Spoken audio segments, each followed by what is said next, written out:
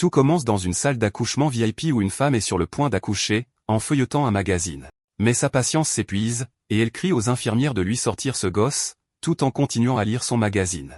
Soudain, un cri de bébé résonne dans l'endroit, et un membre du personnel se précipite pour féliciter le grand-père. Puis tout le monde commence à féliciter Mademoiselle Liu, qui remercie ses invités pour leur gentillesse.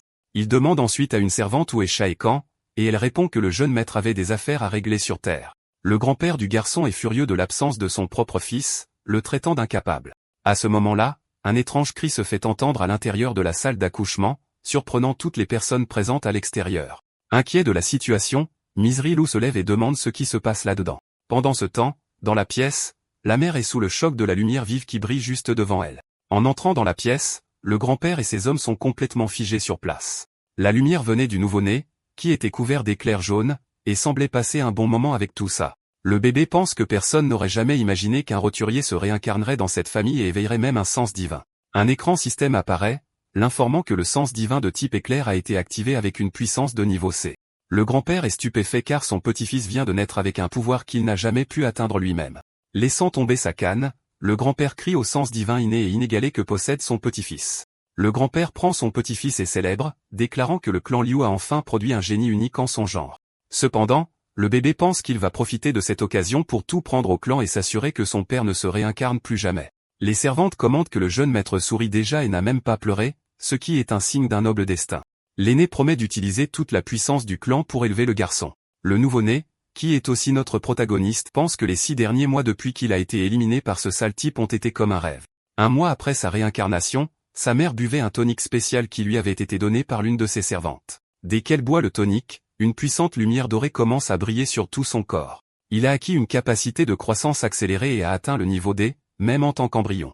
Il réfléchit à la façon dont les roturiers ne peuvent jamais égaler la puissance des clans, et à la façon dont il a déjà atteint un niveau que beaucoup risquent leur vie pour atteindre. Mais notre protagoniste se demande de quel type de capacité il s'agit, car il n'existe aucun registre de croissance accélérée. 2 mois plus tard, il a fait face à une crise d'absorption de l'embryon originel de la mère, mais a reçu une récompense. Utilisant sa croissance accélérée, il a dévoré l'embryon originel et a acquis son sens divin inné de type éclair. Il est ravi d'avoir un sens divin de type éclair, qui est l'une des capacités élémentaires les plus rares. Le protagoniste prévoit d'utiliser les meilleures ressources de la famille pour se nourrir et devenir encore plus fort. 3 mois plus tard, son sens divin de type éclair avait déjà atteint le stade intermédiaire de la puissance. Nous voyons des talons hauts et des sous-vêtements de femmes éparpillés sur le sol de la chambre de sa mère. Sur le lit, une paire de pieds est emmêlée, devenant assez confortable. On voit la femme avec un type blond alors que son fils est encore dans son ventre. L'amant lui demande si elle n'a pas peur, et la dame répond que son mariage n'est qu'un arrangement politique. Le fœtus entend l'homme remettre en question sa paternité, tandis que sa mère n'en demande pas plus. Le protagoniste se plaint que toute cette agitation perturbe son taux d'absorption d'énergie. Alors, il finit par libérer beaucoup d'énergie en même temps, la faisant se plaindre que ça la brûlait de l'intérieur. À 6 mois, sa puissance atteint le niveau des maximales, et il comprend la constitution de sa mère. Un visage beau et serein observe. L'homme observe le ventre de la femme et se demande quand ce fichu gamin va naître. À l'intérieur de l'utérus, le protagoniste ouvre les yeux et regarde son père avec un regard plein de haine. À travers sa vision, il reflète le visage de l'homme et le traite de bâtard. Dans un flashback, nous voyons le jeune homme dans sa vie passée être averti de terribles bêtes. L'un de ses compagnons blessés dit à frère Liu de s'en aller le plus vite possible. Son ami est vaincu et crie à l'aide pendant que le jeune homme se contente de regarder. Malheureusement, son ami a fini par être dévoré par un monstre hideux pendant que le jeune homme regarde tout cela se produire.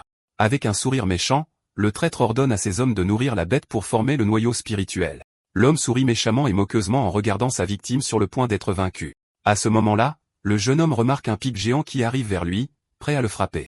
Son ancien compagnon l'empale avec une énorme branche, le soulevant dans les airs sans aucune pitié. Le protagoniste a regardé la blessure dans sa poitrine, choqué par la trahison qu'il venait de subir. Le salaud se met à rire hystériquement du moment pathétique de son ennemi. Il se moque de lui, disant que c'est ce qui arrive quand quelqu'un comme lui surestime sa propre force. Alors qu'il est jeté, le jeune homme l'accuse de l'avoir piégé juste pour nourrir les bêtes. Alors qu'il s'en va, sa seule inquiétude est ce qui va arriver à ses jeunes sœurs. Il se souvient du moment où il a dit au revoir à l'une d'elles, lui promettant qu'il serait bientôt de retour à la maison. Peu de temps après, son ancien lui prend une arme et se prépare à partir en mission. La porte se ferme et les 3 petites filles sont laissées seules, attendant le retour de leur frère. Regardant la lune à travers la fenêtre, les filles se demandent quand leur grand frère reviendra. Dans le ventre de sa mère, le fœtus bouillonne de rage et jure de se venger de celui qui l'a séparé de ses sœurs. Grâce à son pouvoir, le fœtus se prépare à frapper son père, qui est juste à l'extérieur. Puis le petit bonhomme assène un bon coup de poing en plein visage au traître, le prenant complètement par surprise. L'impact du coup envoie l'homme voler, et la mère est choquée par le coup de pied qu'elle a ressenti. Le père du garçon tombe au sol, souffrant atrocement, sans comprendre ce qui vient de lui arriver. La femme se plaint que le morveux fasse déjà des siennes avant même d'être né. Le maître Liu ordonne ensuite à l'infirmière de vérifier ce qui se passe dans cette pièce. L'infirmière explique que le talent du jeune maître Liu est extraordinaire, son développement est donc accéléré. Elle révèle ensuite, surprise, que le bébé est sur le point de naître et que la mère commence le travail. Le garçon se lamente qu'avant de se réincarner, sa limite était le niveau d'aider maximal, et maintenant il est proche d'une percée. Dans une douleur intense, la mère hurle pour qu'on appelle la meilleure équipe d'accouchement le plus vite possible. Quand il a eu 1 mois, la famille Liu a organisé un grand banquet de célébration. Plusieurs familles importantes du Zhao méridional arrivent, apportant des cadeaux pour célébrer le nouveau-né. Pendant la fête, le maître Liu regarde un concert de violon avec une servante à ses côtés. Pendant ce temps, le protagoniste d'1 mois se repose calmement dans les bras d'une des servantes. Un des invités félicite le maître Liu d'avoir un petit-fils, mais le maître Liu semble perdu dans ses pensées. Un invité félicite le père du garçon tandis que le bébé fixe l'homme qu'il a abattu dans sa vie antérieure. Il entre dans une colère noire en voyant l'ennemi qu'il a séparé de ses sœurs et jure de se venger sur le champ. Dans ses souvenirs, il se rappelle ses jeunes sœurs excitées à l'idée d'un gâteau d'anniversaire géant. Dans sa vie antérieure, il était au téléphone avec frère Shen, qui se plaignait de son retard pour une mission. Le jeune homme s'excuse, et le traître pense qu'il ne l'a engagé qu'à cause des rumeurs selon lesquelles il avait besoin d'argent. L'homme lui conseille de se servir de sa tête, et le jeune homme le remercie pour l'opportunité d'emploi. Ses sœurs attendaient avec impatience de manger le petit morceau de gâteau sur la table. Le frère aîné dit au revoir à l'une d'elles, promettant qu'il avait un travail mais qu'il serait bientôt de retour. Puis il saisit son arme qui était rangée dans un sac, et se prépare à quitter la maison. La porte se ferme, et les 3 petites filles sont laissées seules, attendant anxieusement son retour. Depuis la fenêtre, les filles regardent la lune en attendant que leur cher frère revienne. Ailleurs, un homme s'approche d'un portail brillant au milieu d'une forêt sombre. Fumant une cigarette, c'est le même qui félicitait le jeune maître G à la fête. Le jeune maître G qui semble être le chef de cette dangereuse opération. Avec ses subordonnés à ses côtés, le jeune maître G demande comment progresse la mission. L'homme l'informe qu'ils sont à l'intérieur depuis un certain temps et que les bêtes devraient être bien nourries maintenant. Le jeune maître G fait l'éloge du vieux chêne, disant qu'il a été bien élevé et qu'il est toujours très efficace. Puis il se tourne vers sa compagne et dit qu'ils sont venus juste pour elle avant de partir. Mais la femme ricane, disant qu'il n'est qu'un autre minable de la famille G essayant de grimper les échelons. Sur ce, le groupe de traîtres s'approche du portail pour quitter le lieu désolé. Pendant ce temps, l'un des compagnons de notre héros l'avertit d'une bête puissante à proximité. Le jeune maître est surpris que quelqu'un soit encore en vie, car il a besoin de plus de nourriture pour le médicament. Le vieux chêne dit qu'il ne sait pas comment c'est possible puisqu'ils n'étaient tous que des soldats de niveau D. Soudain, un bruit très fort attire l'attention de tout le monde, et ils regardent tous dans la même direction. Le chef du groupe évalue la situation avec un regard sérieux. Peu après, il voit que l'une des bêtes a une blessure fraîche à la patte. Le monstre regarde alors notre héros, qui se tient seul au milieu de ce lieu désolé. Bien qu'il soit épuisé et blessé, le jeune homme se tient ferme, prêt pour la bataille finale. À ce moment-là, l'un des traîtres s'approche lentement. Le jeune maître J exige de savoir d'où vient cette chose et comment elle a osé blesser sa bête. En voyant le survivant, le jeune maître J est surpris et l'appelle Yi Shen. Le jeune homme se retourne et appelle frère Shen, ne comprenant pas ce qui se passe. L'ami de Y Shen demande s'il a amené des renforts pendant que les ennemis fuient. De retour dans le présent, le bébé jure de venger la profonde querelle de sang à cet instant précis. Il tend les bras et fait des bruits de bébé au traître qui le regarde attentivement. L'homme est sans voix et balbutie, essayant de comprendre ce que le bébé veut de lui. Le père du garçon dit que son fils veut être porté et que c'est le plus grand honneur de sa vie. Sur ce, il prend le bébé et le remercie pour la récompense, tandis que le petit fait semblant de pleurer. Dès que l'homme le tient, le petit commence à libérer une énergie jaune. Puis il utilise son pouvoir de type foudre pour donner à son ennemi un choc vraiment méchant. Le traître hurle de douleur tandis que la charge électrique parcourt tout son corps. À cause du choc, il finit par laisser tomber le bébé, qui tombe lourdement sur le sol du manoir. Les femmes à la fête sont surprises et regardent vers le bruit. Les musiciens cessent aussi de jouer, choqués par toute cette agitation. Le grand-père du garçon observe tout avec une expression grave. Sur ce, les parents du garçon sont choqués par ce qui vient de se passer. Le petit protagoniste au sol, le vieil homme réalise qu'il vient de faire une erreur. Le bébé se met à pleurer bruyamment pour les apparences et tromper tout le monde. Le traître panique face à la situation et commence à transpirer froid, terrifié par ce qui pourrait arriver. Furieux, le grand-père crie sur l'homme pour avoir osé laisser tomber le trésor de la famille Liu par terre. Le lâche se jette par terre, disant que ce n'est pas lui et que le jeune maître a agi de son propre chef. Mais le père du bébé ne le croit pas et lui donne un violent coup de pied, traitant le type de chien. Le coup de pied est si fort que l'homme est projeté en l'air et atterrit lourdement sur le sol du manoir. Il commence à s'incliner et implore son maître de lui pardonner. Il jure qu'il ne ferait jamais de mal au garçon et offre ses trésors pour le guérir de sa chute. Le père du petit semble apprécier toute la situation et affiche un sourire moqueur. Puis le maître leur ordonne de traîner l'homme dehors et de lui donner une bonne raclée. Le traître le remercie pour la punition pendant que la servante ramasse le bébé. Dans les bras de la femme, le petit protagoniste affiche un sourire diabolique et satisfait du résultat. Avec un front contusionné, l'ennemi regarde, confus, ne comprenant pas ce qui s'est passé. Le petit continue de crier et de pleurer bruyamment pour maintenir son parfait déguisement devant tout le monde. Le vieux traître est de nouveau choqué qu'il se soit remis à pleurer. Le grand-père ordonne à la servante d'emmener le jeune maître à l'intérieur et de vérifier s'il s'est blessé dans la chute. Le vieil homme gronde son fils en disant qu'avec le statut de la famille, ils n'ont pas besoin d'un bon à rien comme ça. Avec un grognement dédaigneux, le chef de famille se tourne et quitte la fête, furieux de tout ce gâchis. Le père du garçon est rendu furieux par les paroles du vieil homme et serre le verre dans sa main avec une grande force. Il brise la coupe en verre à main nue. L'autre se tourne et donne un puissant coup de pied directement au visage du traître. Juste après, il lui donne un autre coup de pied et ordonne qu'il soit traîné dehors et donné en pâture aux chiens de la maison. Les gardes l'attrapent alors qu'il implore la pitié, mais personne ne se soucie de sa souffrance. L'autre dit aux invités de continuer la fête, et le bébé réfléchit à la manière d'absorber plus de puissance. Le médecin a examiné le petit et dit qu'il a un physique incroyable et qu'il va parfaitement bien. Le grand-père rit et se réjouit que son petit-fils n'ait subi aucun dommage et soit en excellente santé. Mais le plus important pour le garçon maintenant est de retrouver ses 3 sœurs qu'il a laissées derrière lui. Il doit grandir assez vite pour bouger et obtenir l'essence de cette femme. Le bébé se met à pleurer pour avoir du lait et le médecin. Sur ce, le vieil homme leur ordonne d'appeler sa belle-fille pour qu'elle l'allaite et prenne plus de médicaments spirituels. La mère du garçon se plaint de l'avoir juste nourri et d'être déjà complètement épuisée. Le chef de famille dit qu'elle doit travailler dur pour l'avenir du clan et pour le bien de son fils. La femme enlève son manteau et se prépare à nourrir le bébé une fois de plus, contre son gré. Le petit ouvre la bouche et se met à pleurer en attendant d'être nourri par sa mère. La mère le prend dans ses bras et le regarde avec ses yeux rouges. Elle commence à l'allaiter et se plaint que le petit coquin tète beaucoup trop fort. Voyant que sa belle-fille s'affaiblit, le grand-père leur ordonne de lui apporter la soupe tonique. Peu après, nous voyons le bébé prendre un bain avec sa mère dans une source chaude. La femme se plaint qu'il tète depuis longtemps et demande si elle lui doit quelque chose d'une vie antérieure. 3 mois plus tard, le bébé rampe déjà dans la maison et sa puissance a atteint le niveau C. Dans sa vie passée, il lui a fallu 1 an pour passer du niveau des élémentaires des à intermédiaires. À l'époque, il a participé à de nombreuses missions dangereuses dans des portails et a subi d'innombrables blessures. Il est passé du niveau C élémentaire à intermédiaire en seulement 3 mois en buvant du lait. Lors d'un dîner de famille, le petit protagoniste rampe vers la table principale. Furieux, le grand-père se plaint qu'un idiot ne surveillait pas le jeune maître et l'a laissé courir. La servante s'excuse, disant que le garçon rampe si vite qu'elle ne peut pas le suivre. Le père du bébé plaisante en disant que son fils doit encore vouloir du lait, et la mère a l'air épuisée. Elle se plaint que le garçon est sur sa poitrine depuis 3 mois et qu'elle a besoin d'une pause. Mais le petit pense qu'il ne peut pas perdre de temps et qu'il doit continuer à devenir de plus en plus fort. À la surprise générale, le bébé se lève tout seul pour la première fois. Le grand-père et le majordome sont complètement choqués de voir le spectacle incroyable qui se déroule devant eux. Le garçon commence à marcher vers sa mère, qui le regarde, surprise. Le petit lui saute dessus, et la mère hurle pour qu'il la laisse manger un repas en paix. La servante est stupéfaite et souligne que le jeune maître se tient debout et se promène seul dans la pièce.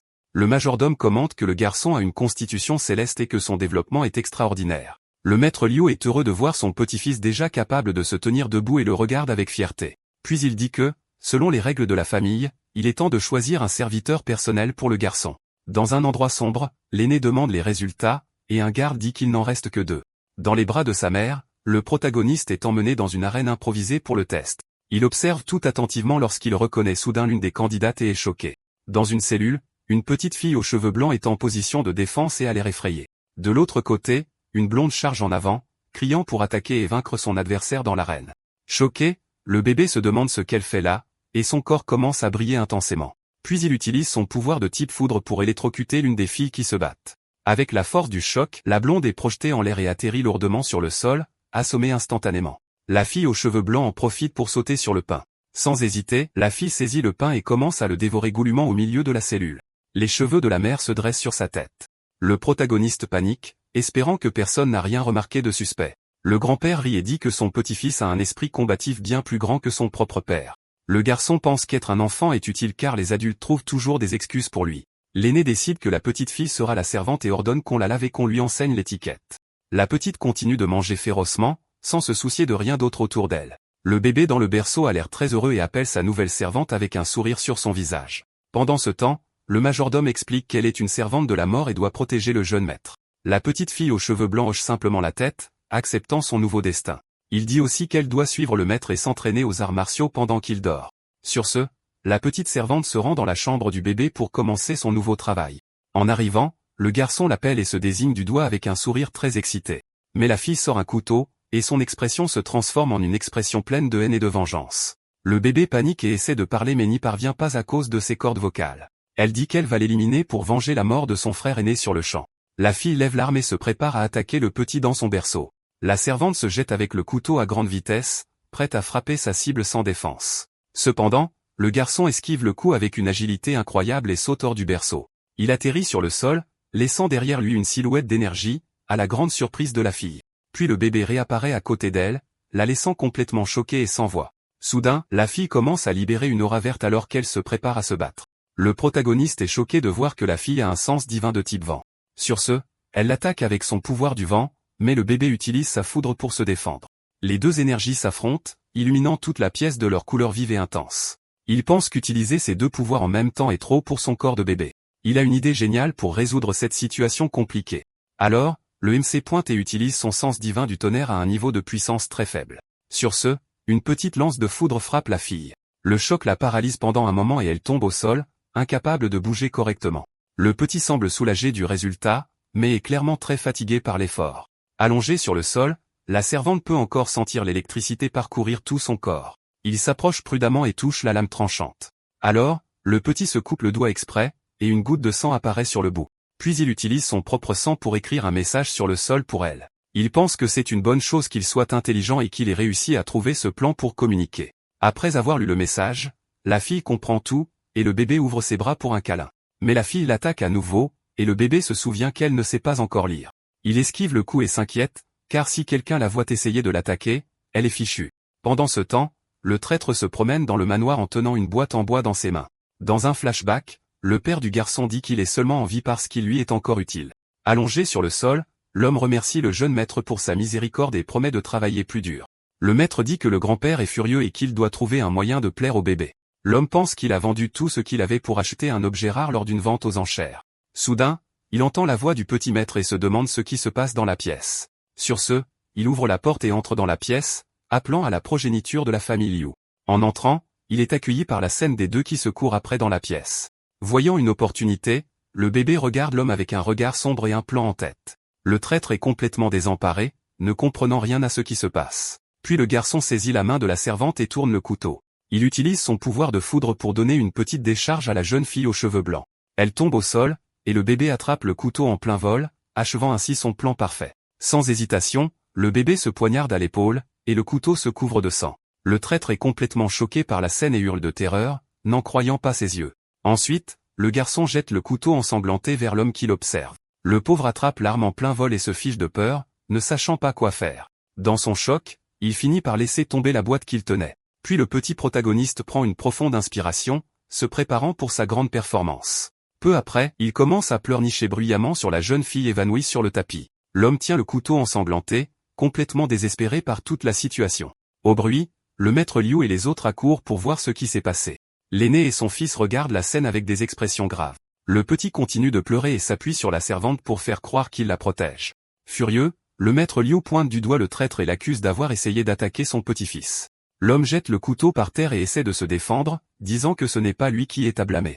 Mais le jeune maître ne le croit pas et le frappe pour avoir osé blesser son fils. Désespérément, il explique que c'est la jeune fille qui a attaqué le bébé, et qu'il s'est défendu. Le bébé continue son numéro de pleurs tandis que le traître hurle de désespoir avec le nez en sang. Il jure à l'aîné qu'il dit la vérité, mais personne ne semble croire son histoire. Le père du garçon lui donne un autre coup de poing et lui demande furieusement où est le cadeau.